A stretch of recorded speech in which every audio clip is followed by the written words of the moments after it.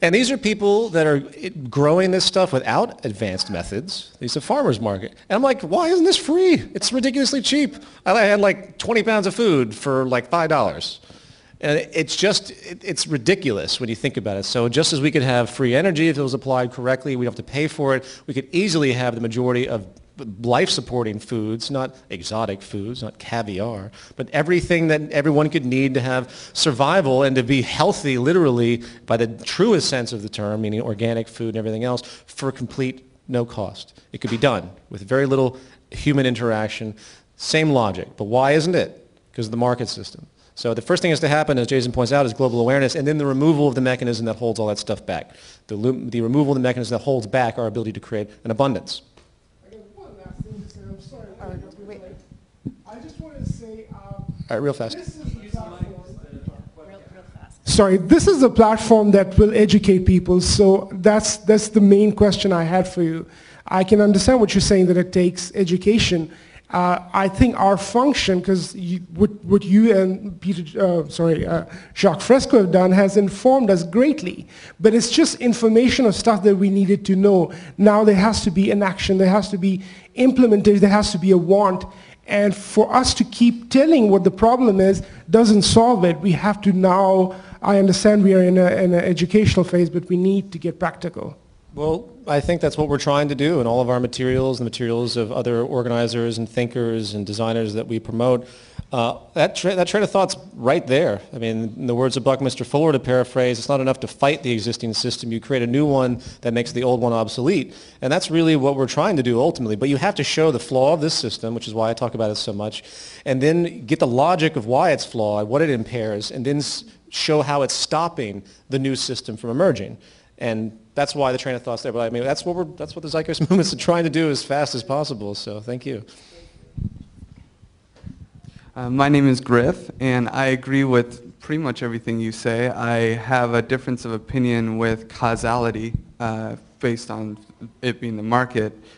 For instance, he mentioned free energy, and Libya actually had free energy. Everybody in Libya had electricity for free, but it wasn't the market that stopped it. It was governments that came in and bombed them and killed people and, you know, just like murdered their leader or whatever. So how can you say that the market economy is the cause of all these things when a free market is really just allowing people to exchange anything, whether it's ideas, money, or, you know, anything freely? How is that possibly a problem? Well, I don't want to repeat about 40 minutes of lecture that I just went through. But the first thing I'll say is that structurally speaking, the system's based on limiting costs to increase competitive nature, the competitive quality. So cost efficiency is detrimental. It is irresponsible. It is environmentally corrupt. There is absolutely no merit in any market where someone can make the best, easily updatable anything of the highest accord at that point of the state of knowledge that exists. It's impossible. Everything has to be made inferior. Second, it's based on cyclical consumption. You have to have constant turnover in the free market. Forget the philosophy of free market. Throw that out the window. It's what's actually occurring. It's what the mechanism of but that is still inherent in the system. The theory of free market put forward by all these very verbose individuals, and they make great internal logical sense. Well, Ron Paul misses a great deal, though, because the conspicuous consumption factors, the planned obsolescence, intrinsic obsolescence, the fact that the entire thing is driven by consumption and it can't stop. So the ability to create an abundance, okay, let's assume for a moment right now, as I mentioned earlier, that we could create free food and free energy. It's technically possible. We could survive lots of things. If you were to implement that now, the entire system would collapse because there's far too much money moving in those sectors that's enabling labor for it to continue, for it to support itself, Now that isn't to say, over very long periods of time, somehow other markets could take the place of that. But what defines those markets, and are they actually relevant? At what point, the free market was defined and made when people were trading for fish, when they were doing things that were truly rationally sustenance oriented. They weren't buying computers to create web designs. They weren't doing things that really didn't relate to the life ground as we do today. The economy now is driven by basically conspicuous consumption. Yeah, conspicuous consumption, and that's a term coined by Thorsten Veblen, which I encourage you to read his work because he does a beautiful analysis on the market economy and its flaws. With that basis, you can't have sustainability, efficiency, and relate to the actual life ground environment that supports us. In other words, as I said at the very beginning, the monetary economy, the market economy, is a concoction that works to a certain degree, but it's actually against the true natural earth economy.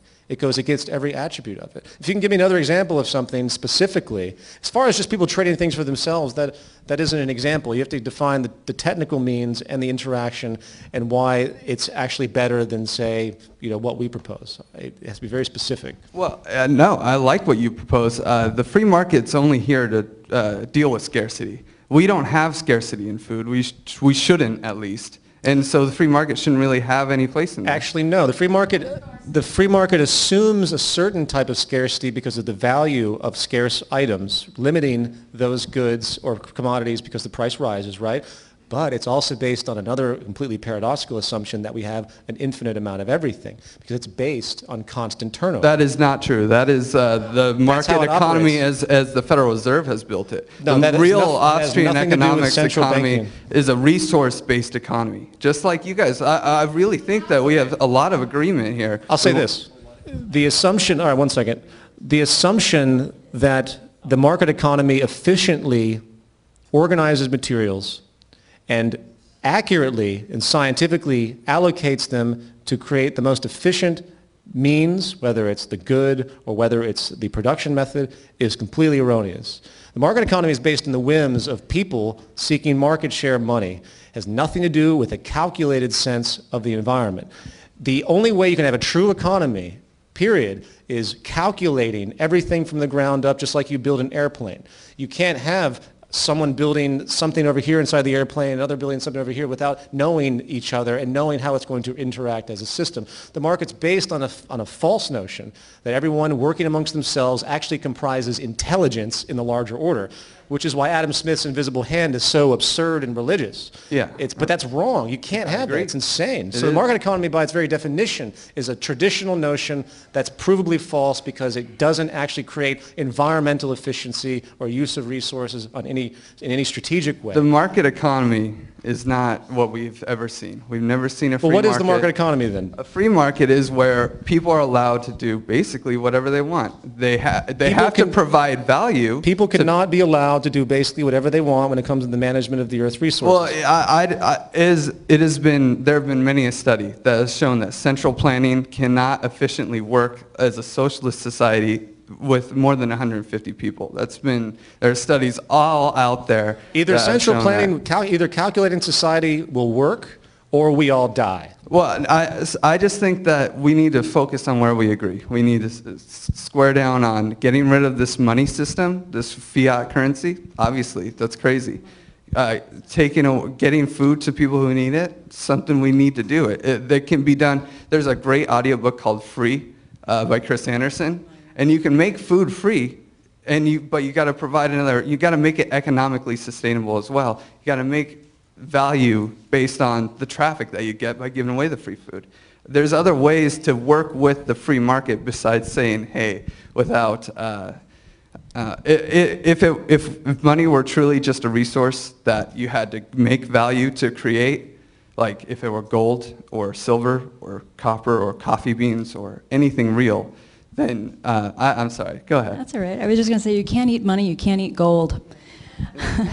So we don't need these representational things that get in the way in abstraction. We've come to a point where we can actually evolve beyond that. Now there was a time for the thinking of the free market. We've explored it. Now with technology, it's either technology working against us in this kind of a system where it's taking our jobs, we can't even participate. If in our own economy to live, you have to earn a living, right? How about just live a living and create a system that supports that? We can, if enough people want that. As far as the romanticism of free market, and I used to be all into that. I used to really think, hey, maybe regulations are really causing a lot of the problems. We would have. I used to think, money is just sort of a democratic way to be voting two-way, right? Yeah, you know, so you're thinking that way, except really all of that, the theory of the free market presupposes that everyone starts out with the same amount of voting power, money, with the same amount of education about all things. It disregards the nature of advertising, which we reward for deception, basically, which is built in, and it doesn't even address, you know, the consumption issues that we're talking about. So I'm just suggesting to you that I know that it's easy to get caught up in the romanticism of what a true free market is we haven't really experienced, but I would say no one has ever really experienced it, ever. And we're ready to even move beyond that into something that is more relevant. So that's all that I would ask for you to consider.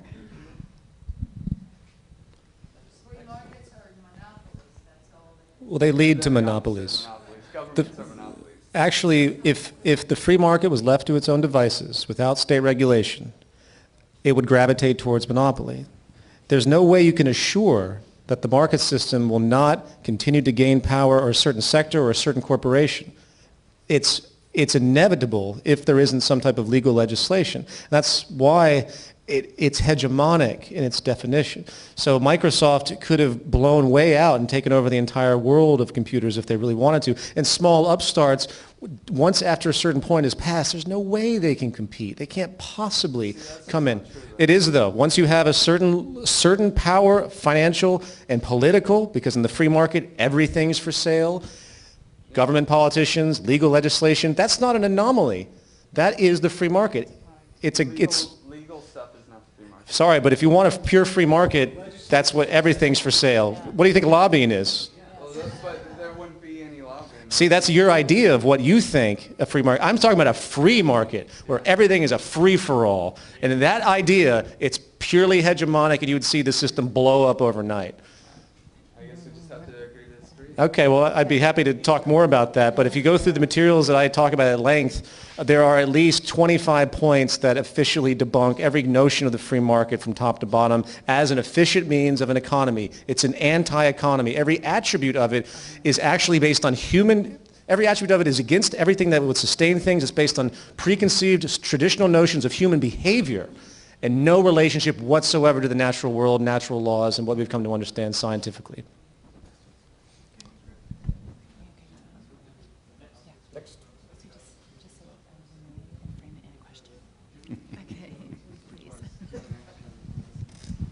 Eli Malore, Hello. founder of the Time Is Now movement 31 years ago. I've been a spear shaker across this country on a number of occasions. Thank you for the opportunity. I have a couple of fundamental questions. Are you suggesting that the key to implementing the Zeitgeist model lies in more or less ignoring the messenger and the personal sovereignty that has been historically essential in preserving the self-image and the knowing of the messenger to deliver the message? Well, if we look at ourselves within the group mind, if you understand that all the words that you're saying have been taught to you, all the concepts that we share in culture are basically amalgamated and spread over interacting with all of us. Every concept that is possible comes from an evolution of knowledge. No man is an island to himself. We Absolutely. both So agree. there's no way to define your originality after a certain point. We have appearance of novelty, the appearance of being separated because of various limitations of our sensory perception and the novelness of the fact that we look like individuals. We come out of a womb. We have different life experiences. We seem to be separate. Therefore, we appear novel just like there's no two fingerprints that are the same. Well, I agree with you that what the issue is not ownership of originality. But Sure. there still is a value in the person, is there not? Well, I'm And the not. That's a messenger. different conversation. This is about knowledge. This is about information. It's about what we say, what we mean, how we communicate, where that comes from, and what's more valid, the messenger or the data. And the data is really all that exists when it comes to the evolution of knowledge. Well, are you suggesting then that the data, if you will, would exist sort of like in the ether, If it requires management, it would require inevitably ownership, wouldn't it? And the abuses that come with ownership? No, not at all, because there's no way you can define ownership in an intellectual system. Proprietary notions are false. You can't have intellectual ownership of anything. There's no invention that anyone's ever created that's actually coming from them. Everything is serially developed. So there's nothing that I have invented that I ever could invent that could be defined by me, because I'm building upon all sorts of other ideas and utilities that others have created throughout time. But the pathway of all invention has inevitably fell into ownership and control. But that's because of the market system. That's because of The entire internet is evolving in that way. Well, that's the delusion of the culture, that we're separate, that our ideas are ours, ownership. It comes from the greed, it comes from the reward factors of the system. So you invent something, they give you money, boom, it has a natural reinforcement that, oh, I own that in a real sense of the term. You know, people ripped me off, they say, you know, if you express something that somebody else expressed. I'm not advocating No, or no. defending it. Sure, I I'm understand. just simply saying this is not only historical human nature, but it is these are forces that are extremely active in the world, Which in are the marketplace. reinforced constantly. And I wouldn't go as far as say human nature, but we have our traditional views. Think about it this way. If you didn't know anything about science many, many thousands of years ago, you see individual entities. I see her. She looks singular. She speaks. Maybe she invented a tool. It would seem the causality would be limited to just that, because we didn't know any better. We didn't know how she learned. We didn't know the evolution of everything that comprised the culture she came from and everything else. The serial development is a fairly new thing, and the superstitious view is still unfortunately dominant in the world today, and it feeds straight into the market model of economics too. So you have to own things in this system, as though there's such a thing, as though anyone owns, like, this microphone. Does someone really own this microphone? No.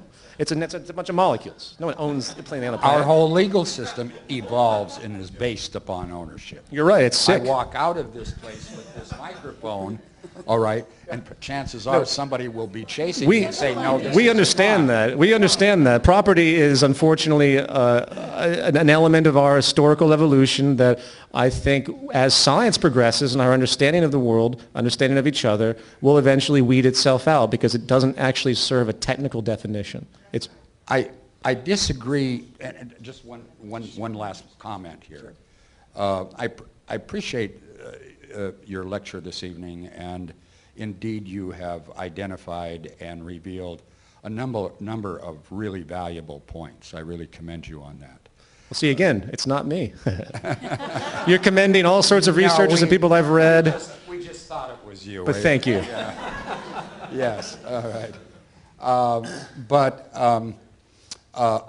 My point of view more or less evolves around sound and the ever-changing definitions that we place on the sounds that we use. And in being older, I've seen certain generations evolve where they've adopted meanings of words that were not the meanings of those words that I used in my generation. And I see the problems that are now beginning to emerge that are virtually catastrophic and potentially disastrous, where a lot of suffering and a lot of loss will inevitably occur until we get back to the root meanings of the sounds and truly understand what they are, what they meant to be. And within those meanings come the truth that we're seeking. Thank you very much. Interesting. Yeah, thank you. Thank you. Appreciate it.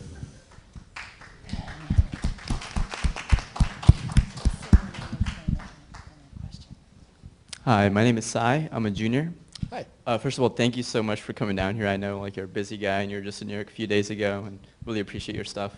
Thanks. I guess my question is, so I feel like a jump from the way that we think right now in terms of, you know, like how the whole economy works and everything, to a more research-based economy is such a huge gap. Like, it's such a huge jump that I'm wondering, is it something that you can make through systematic changes in the current system, like passing laws and things like that, until you reach that resource-based economy? Or do you see it being more of a sort of a revolutionary type of change? Well, I'll let others address this too. As I mentioned earlier, there are step-by-step processes that could be very logically implemented to first meet the needs of the human populations through say food and water, and then reach out to energy and all of that stuff. You could make a very rational easy transition plan if everyone agreed to do it. But again, it fights the system. And that's where the idea of, revolution, which I don't really like that word because of the connotation it has historically, but eventually some pressure has to merge where you have to push against the system in order for them, well, no, not for them, in order for the very basis of it to be challenged and recognized within the whole collective. So it has to somehow get to that point where a tipping point occurs where people are motivated to move in that direction. And there's a step-by-step way you could rationally come up with, but there's also a huge, massive barrier of establishment, orthodoxy of thought, people that are so ingrained in this system that they would look at me, they say, well, all they can think of is like a Satanist kind of thing. I'm just Hitler for imposing things like this. This is how deep these things drill into people's values. They don't even think about it. That's why I bring up that point at the very beginning about the evolution of knowledge. Until you can analyze the knowledge, you're not really doing anything. So I don't know. I mean, there is a step-by-step, it's there, but you have to get through the system somehow. And legislation, yeah, there's probably legislations that could happen. But I'll say this, as Jason pointed out earlier, the biosocial pressures and the failure of the system is what's going to start to push people into questioning the system and hopefully we'll start to investigate new information about what we're able to do versus what's happening, our technical reality versus our economic reality, monetary economic reality, and then begin to see how they're not mixing, and then hopefully move to the technical reality, and then the logic, will generate itself. So.